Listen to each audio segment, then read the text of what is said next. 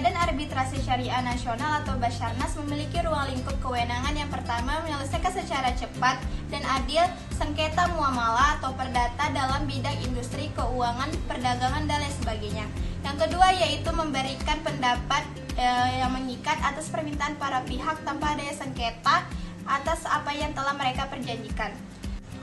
Basarnas berfungsi untuk menyelesaikan kemungkinan adanya sengketa perdata di dalam bank-bank syariah kepada nasabahnya. Kedudukan hukum arbitrase syariah nasional di Indonesia diatur dalam Undang-Undang Nomor 14 Tahun 1970 Pasal 3 Ayat 1 yang berbunyi penyelesaian perkara di luar dari pengadilan untuk kedamaian itu diperbolehkan, namun hanya bersifat eksekutorial yang dimana harus memiliki izin eksekusi dari pihak pengadilan juga.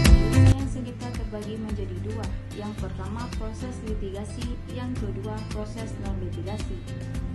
Proses litigasi merupakan proses penyelesaian sengketa melalui pengadilan, sedangkan penyelesaian melalui non-litigasi merupakan proses penyelesaian sengketa yang dilakukan di luar persidangan, yang sering disebut dengan alternatif penyelesaian sengketa.